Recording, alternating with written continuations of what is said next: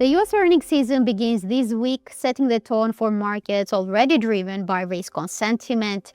This comes despite the U.S. and Iran talks collapsing in Pakistan and President Trump blocking the Strait of Hormuz. It seems that investors are still hopeful that talks between the two sides and the temporary ceasefire could still ease tensions between the two sides, or at least prevent major disruptions in global shipping. Against this backdrop, we are going to look at pound dollar, the US 500 index, and Bitcoin against the US dollar. So let's have a look at the charts and see what the technical signals suggest. Then starting first with pound dollar, well, the pair will also face some local data releases. UK GDP growth figures for the month of February will be out later this week. Probably the data may not include the impact of the Middle East crisis and therefore could cause a limited reaction in markets. Nevertheless, any significant surprises could still affect rate expectations, and futures markets are still pricing in a 25 basis point rate hike in the coming meetings. So it will be quite interesting to see if it's going to be more repricing there.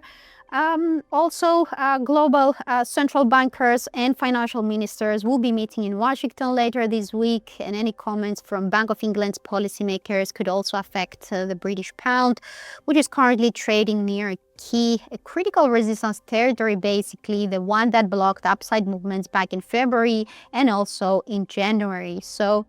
And as we can all see, there is a key resistance trend line, the one that connects the highs from July 2025 and September 2025, also being in the same region between 1.3540 and 1.3550.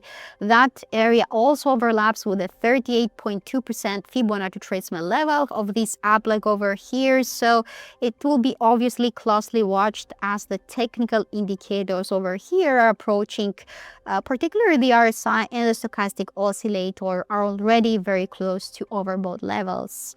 So a key move here probably will be a decisive close above this region, in which case the rally could extend significantly towards the 1.3665 and perhaps towards the 1.37 psychological mark, where the 23.6% Fibonacci level is also placed. Now on the downside, in the event that downside pressures return, and perhaps if policymakers decide to play down rate hike expectations, then the price may pull below the 1.35 territory in order to retest the 1.35 number, where the 50 and 200-day moving averages are located. We can see that the price is currently actually achieved a nice bounce above this line, so any pullback below this territory could dampen market sentiment and perhaps confirm additional losses towards the 1.33 and 1.3340 territory, where the 61.8% Fibonacci mark, as well as the 20-day moving average and the upper boundary of this broken bearish channel are placed. Now, if we look at the US 500 index, this had a very nice V-shaped recovery phase since the end of March. We have almost recovered the downfall from January, from the all-time high of 7,013. We are very close. We are actually in short distance below this, the all-time highs. Nevertheless, we can see that there is still a key resistance trend line currently limiting upside movements near the 6,900 level. This comes ahead of the earnings season, which starts this week. US banks will be reporting later today, and Netflix will be also closely watched on Thursday. So investors are waiting to see whether the US corporate world will keep posting upbeat results. Forecasts suggest a double-digit growth for the S&P 500 companies, and historically, over the past decade, companies have been beating market expectations. So a similar episode could still support Wall Street. Nevertheless, what investors would like to hear is what's the outlook for the coming quarters, given the cloudy geopolitical outlook, the constraints in the Strait of Hormuz, as well as the risk of higher inflation and higher oil prices. So obviously, Outlook will play a key role in driving this rally. And if companies sound more optimistic than analysts think, we could even approach the 6,980 territory. That's the 161.8% Fibonacci extension of this downfall over here. So we have to surpass this in order to move towards the 7,000 number and even higher, perhaps up to the 7,100 territory where this key resistance line is located. Now, on the downside, and particularly if we look at the technical indicators, we can see that those are already very close to overbought levels, so we cannot rule out downside movements. Perhaps a close below 6,875 could drive us back to the 50-day moving average near 6,750.